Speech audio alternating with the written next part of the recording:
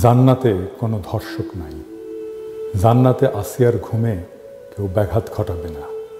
শুনেছি নির্যাতনের শিকার হয়ে মৃত্যুবরণ করলে সে শহীদের মর্যাদা পায়। সেই হিসাবে আমাদের বোন আসিয়া শহীদ। আর কুরআনে আল্লাহ তাআলা বলেছেন, শহীদকে তোমরা মৃত বলো না। আসিয়া মারা যায়নি, দুনিয়ার জাহান্নাম থেকে মুক্তি পেয়ে আল্লাহর জান্নাতে চলে গেছে। মহান আল্লাহ তাআলা তাকে ভালো রাখুক। আর যারা এই দুনিয়াটা ওর জন্য জাহান্নাম বানিয়ে দিয়েছিল, তাদের দুনিয়াকে আর আখিরাত দুটাই যেন জাহান্নাম হয়ে যায়। আমরা তো আল্লাহরই, আর নিশ্চিতভাবে আমরা তারই দিকে ফিরে যাব।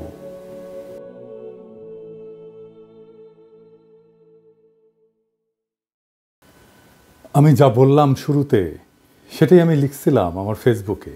আপনারা অনেকেই দেখছেন, প্রায় 1.5 লাখ লাইক পড়ছিল লেখাটায়। আপনারা হৃদয় দিয়ে, অন্তর দিয়ে আসিয়ার জন্য দেশবাসীর কান্নাকে ধারণ করেছিলেন। কিন্তু ফেসবুক এটাকে বলে কমিউনিটি স্ট্যান্ডার্ড ভায়োলেশন।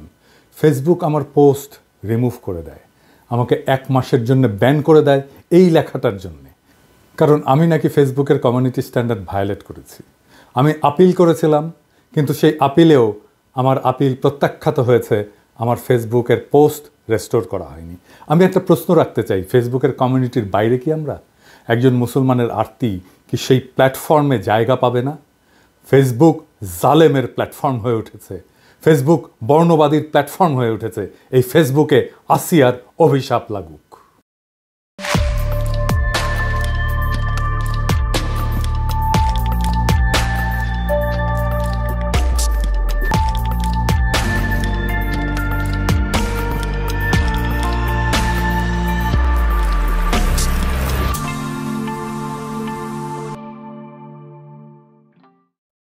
আসেন আমরা আজকের একটা বিশেষ আলাপে আসি। সারা দেশে মনে হচ্ছে ধর্ষণের উৎসব চলতেছে। দেশবাসী ক্ষিপ্ত, বাংলাদেশের মানুষ নিজের উপরে জুলুম মেনে নেয়, কিন্তু নারীর উপরে সহিংসতার অপমান কোনোভাবে মেনে নেয় না। সে আগুন জ্বালায় দেয়। কিন্তু তারপরেও নানা আলাপ আসে নানা জায়গা থেকে। আলাপ আসে পোশাকের শালীনতার। বলা হয় শালীন পোশাক না পরার জন্যেই ধর্ষণ হয়। এমনকি বাংলাদেশে এমন মালও আছে যারা এইভাবে পোস্টার নিয়ে দাঁড়ায় যে অশ্লীল পোশাক পরে পুরুষদের নাকি নারীরা সুড়সুড়ি দেয়। তাই সেইটা তাদের অপরাধ।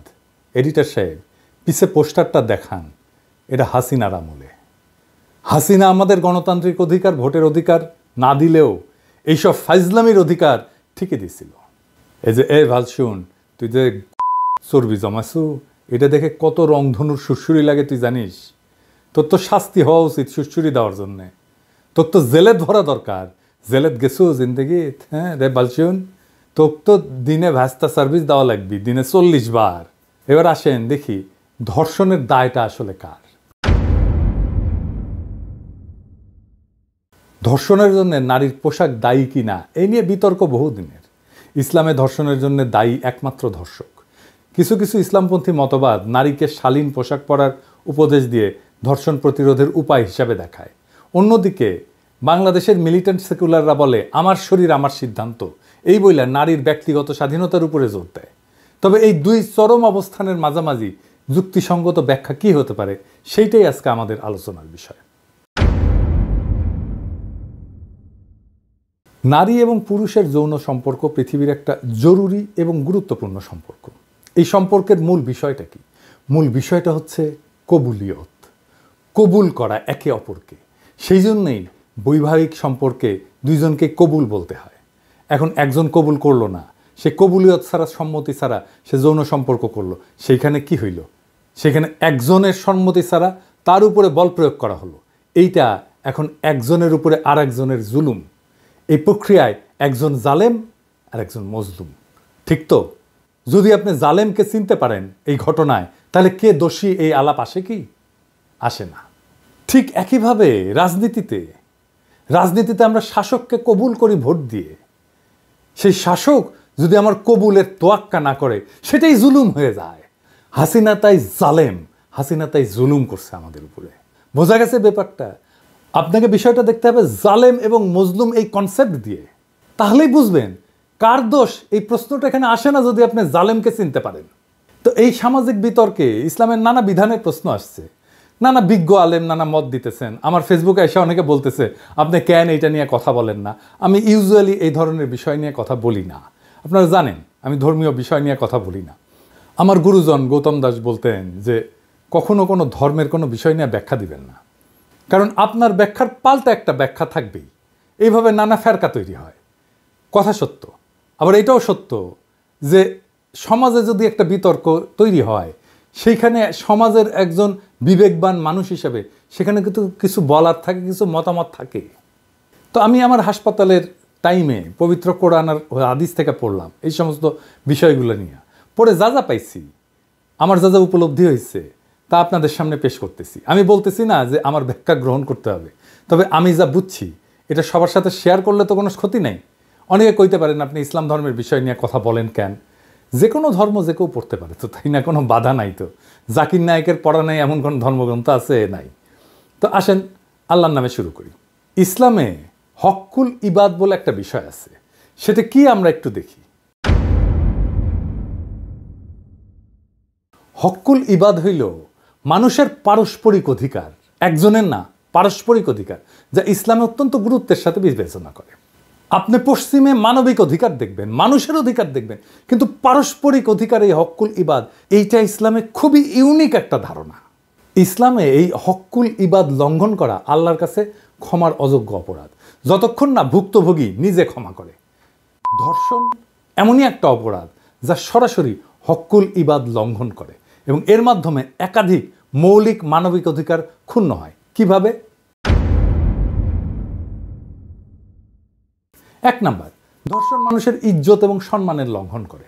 ইসলাম প্রত্যেকটা মানুষের সম্মান এবং মর্যাদাকে পবিত্র বলে ঘোষণা করছে। কোরআন শরীফে আছে, নিশ্চয়ই আমি আদম সন্তানের সম্মান বৃদ্ধি করেছি। ধর্ষণ একজন নারীর বা পুরুষের ইজ্জত, আত্মসম্মান ও মর্যাদাকে ধ্বংস করে, যা সরাসরি হক্কুল ইবাদের লঙ্ঘন।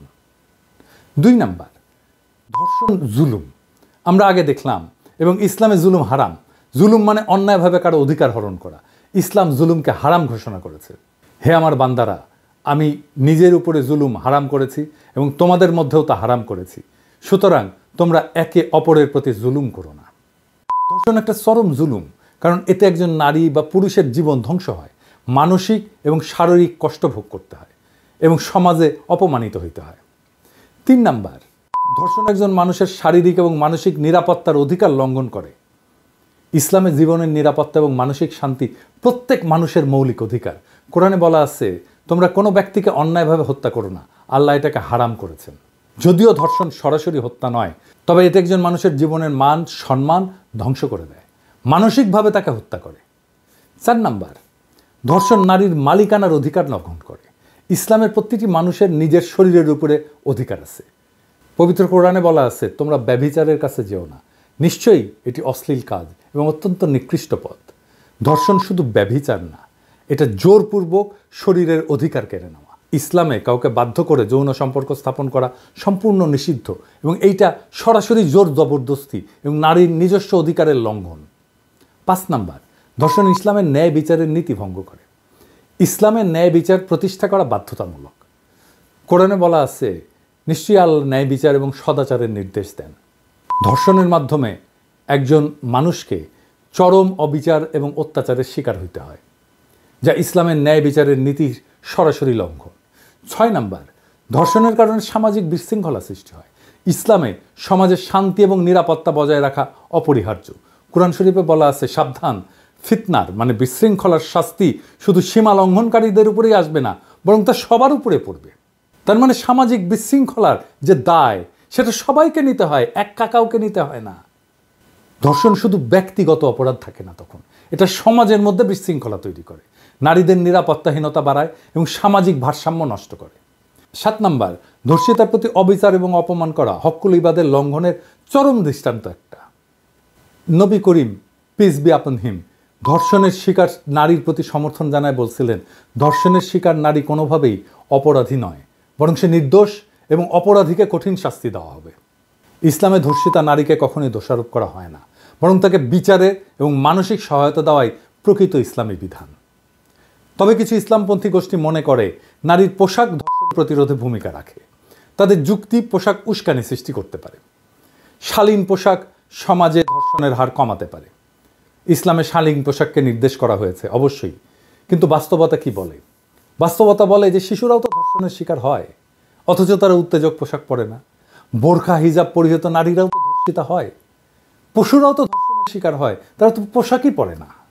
তাহলে ধর্ষণের মূল কারণ লুকায় আছে পোশাকে না, বরং অপরাধীর বিকৃত মানসিকতায়, সমাজের আইনি দুর্বলতায় এবং ক্ষমতার অপব্যবহারে। আবার উল্টা দিকে মিলিট্যান্ট সেকুলাররা মনে করে যে প্রত্যেকটা মানুষের শরীরের উপরে তার নিজস্ব অধিকার আছে, নারী যা ইচ্ছা তাই পড়তে পারবে বা করতে পারবে। রাষ্ট্র বা সমাজের হস্তক্ষেপ এখানে অগ্রহণযোগ্য। আপনি কি যা খুশি তাই পড়তে পারেন? আসলেই পারেন? পারেন? পারেন না তো। আপনি কি লুঙ্গি পরে ঢাকা ক্লাবে ঢুকতে পারবেন? পারবেন না। নেংটি পরে আপনি সোনারগাঁ হোটেলে ঢুকতে পারবেন? পারবেন না। জোকার সেজে কি অফিসে যেতে পারবেন? পারবেন না। বিকিনি পরে কি বিয়ার অনুষ্ঠানে যাইতে পারবেন? পারবেন না। হাফ প্যান্ট পরে কি জানাজার নামাজে দাঁড়াইতে পারবেন? পারবেন না। পায়জামা পাঞ্জাবি পরে কি আর্মির ডিউটি করতে পারবেন? পারবেন না। তো আপনি তো যা খুশি তাই পড়তে পারেন না, এখনই পারেন না। আপনি একটা পোশাক পরবেন বুঝলাম, কিন্তু ওই পোশাক তো দেখবে হাজার হাজার মানুষ। আপনি পোশাকটা তো পরছেন অন্যরা যেন দেখে, তাই তো। আর যারা দেখবে তাদের কোনো ভূমিকা নাই, তাদের কোনো মতামত নাই, এটা হইতে পারে? সেই জন্য আমাদের সমাজে একটা শ্লোক আছে যে নিজ খুশিতে খাও, পর খুশিতে পড়ো। আমাদের শরীরের উপরে আমাদের আংশিক কর্তৃত্ব আছে, পূর্ণ কর্তৃত্ব নাই। পুরুষ বা নারীর শরীরের উপরে তার অধিকার আছে, কিন্তু সেটা সীমাহীন না। ব্যক্তি স্বাধীনতা থাকতে হবে, কিন্তু সেটা সামাজিক নীতির সাথে সামঞ্জস্যপূর্ণ হতে হবে। স্বাধীনতা মানে তো যা খুশি তা করা না। সমাজ এবং রাষ্ট্রের কিছু বিধান মেনে চলতে হবে। যেমন ধরেন, নিরাপত্তার জন্য তো আমরা ট্রাফিক আইন মেনে চলি। হক্কুলিবাদ মানে একার অধিকার না, কিন্তু পারস্পরিক মানবিক অধিকার, এটা মাথায় রাখবেন। আর একজনের অধিকারকেও আপনাকে রক্ষা করতে হবে। এই মিলিট্যান্ট সেকুলাররা এইখানে এসেই সমস্যা করে। সে নিজের অধিকারের কথা বলে, আর একজনের অধিকারের কথা ভুলে যায়। কিন্তু ইসলামে আপনার দুইজনের অধিকারের কথাই মাথায় রাখতে হবে। এটাই হক্কুল ইবাদ। শরীরের উপরে আংশিক কর্তৃত্বের যৌক্তিকতা কি, এটা দার্শনিক ব্যাখ্যা কি, আসেন এটা একটু বুঝে দেখি। যদি মানুষের শরীরের উপরে পূর্ণ অধিকার থাকে, তাহলে তো আত্মহত্যা করা বা মাদক গ্রহণ বৈধ হতে হবে। তাই ব্যক্তির শরীরের উপর কিছু সীমাবদ্ধতা থাকা উচিত। ব্যক্তির স্বাধীনতা এবং সমাজের স্বার্থের মধ্যে ভারসাম্য দরকার। এটাই সামাজিক চুক্তি। এই সামাজিক চুক্তি ছাড়া সমাজ রাষ্ট্র কিছুই চলে না। তাই রাষ্ট্র কিছু বিধি তৈরি করতে পারে, সমাজও কিছু বিধি তৈরি করতে পারে। সমাজের বিধিটা আসে ধর্ম থেকে। অনেকে ধর্ষণের কঠোর শাস্তির কথা বলছেন, আসেন এই প্রসঙ্গে একটু আলাপ করে নিই। কেবল কঠোর শাস্তি কোনো অপরাধ কমায় না। অপরাধ বিজ্ঞানের গবেষণায় দেখা গেছে যে শাস্তির নিশ্চয়তা, অর্থাৎ অপরাধী ধরা পড়বে এবং শাস্তি পাবে এই সম্ভাবনা যদি থাকে, সেটা অপরাধ প্রতিরোধে শাস্তির কঠোরতার চাইতে বেশি কার্যকর। 2001 সালে পল জেন্ড্রা উনি একটা গবেষণা করছিলেন। অনেকগুলো গবেষণা মিলে 50টা গবেষণাকে মিলে একসাথে উনি দেখছিলেন যে কি পাওয়া গেছে। এটাকে মেটা অ্যানালাইসিস বলে আর কি। তো এখানে প্রায় 3.5 লক্ষ অপরাধীর তথ্য বিশ্লেষণ করা হয়েছিল। গবেষণায় দেখা গেছে যে দীর্ঘ কারাদণ্ড অপরাধের পুনরাবৃত্তি কমায় না। বেশি দিন জেলে থাকলে সে তার অপরাধ প্রবণতা কমে না, বরং কিছু ক্ষেত্রে এর ফলে অপরাধী আরও বেশি পুনরায় অপরাধে জড়ায় পড়ে। এছাড়া মৃত্যুদণ্ডের কার্যকারিতা নিয়েও গবেষণাগুলো স্পষ্ট না। পৃথিবীর অনেক দেশে মৃত্যুদণ্ড আছে, অনেক দেশে আবার নাই। তো যেই দেশে মৃত্যুদণ্ড আছে এবং যেই দেশে নাই, এই দেশগুলোর তুলনামূলক গবেষণা থেকে দেখা গেছে যে এটা ধর্ষণ বা হত্যার মতো গুরুতর অপরাধ কমানোর ক্ষেত্রে কার্যকর প্রমাণিত হয়নি, গবেষণায় প্রমাণিত হয়নি। যেই দেশে বিচারহীনতা থাকে, ইনসাফ না থাকে, সেই দেশের শাস্তিকে যতই কঠোর করা হোক না কেন, অপরাধ কমবে না। কারণ অপরাধী যে সে তো জানে যে সে পার পেয়ে যেতে পারে তার ক্ষমতা দিয়ে, তার টাকা দিয়ে। কঠোর শাস্তির চাইতে দরকার নিশ্চিত বিচার এবং ইনসাফ। আজ আমরা আসিয়ার গল্প শুনছি, আমরা দেখছি কিভাবে এই সমাজে জুলুম তার শিকার বিস্তার করছে। কিন্তু আমরা থেমে থাকবো না, আমরা এই অন্ধকারের বিরুদ্ধে আলো জ্বালাবো। কারণ সত্যের পথে চলতে হলে ভয় পেলে চলে না। অন্যায় দেখেও চুপ থাকা মানে সেই অন্যায়ের অংশ হয়ে যাওয়া। আমরা যদি আমাদের মা বোনদের নিরাপত্তার জন্যে, আমাদের ভবিষ্যৎ প্রজন্মের জন্যে এখনই রুখে না দাঁড়াই, তবে আর কবে দাঁড়াবো? সমাজে বিচারহীনতার সংস্কৃতি যতদিন থাকবে, ততদিন অপরাধীরা বেপরোয়া থাকবে। কিন্তু আমরা যদি ন্যায় বিচারের দাবি করি, যদি অপরাধীর বিরুদ্ধে সোচ্চার হই, তাহলে তাদের বিচার হবেই, আজ না হোক কাল হবে। ইতিহাস সাক্ষী, যখন মানুষ অন্যায়ের বিরুদ্ধে জেগে ওঠে তখন শাসক কিংবা কোনো শক্তিই তাদের দাবায় রাখতে পারে না। আসিয়া শহীদ হয়েছে, কিন্তু আমরা যারা বেঁচে আছি আমাদের দায়িত্ব এখন আরও বেশি। আমাদের কলমের, কণ্ঠের, প্রয়োজনে রাস্তায় নামার শক্তি দিয়ে এই জুলুমের বিরুদ্ধে রুখে দাঁড়াতে হবে। কারণ ন্যায় বিচার প্রতিষ্ঠার লড়াই শুধু আসিয়ার জন্য নয়, এটা আমাদের প্রত্যেকটা মায়ের, প্রত্যেকটা বোনের, প্রত্যেকটা কন্যার নিরাপত্তার জন্য। আমরা কি সেই সমাজ চাই যেখানে ধর্ষকের আশ্রয় মেলে কিন্তু নির্যাতিতার ন্যায় বিচার মেলে না? নাকি আমরা এমন একটা সমাজ গড়তে চাই যেখানে নারী পুরুষ নির্বিশেষে সবাই নিরাপদে বাঁচতে পারে? আজকের আলোচনা এখানে শেষ না, বরং এটা শুরু।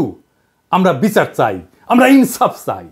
আর এই অন্যায়ের বিরুদ্ধে প্রতিটি ন্যায়ের কণ্ঠস্বর একদিন এমন শক্তিশালী হয়ে উঠবে যে কোনো ক্ষমতা আর তার দাবায় রাখতে পারবে না। ইনকিলাব জিন্দাবাদ।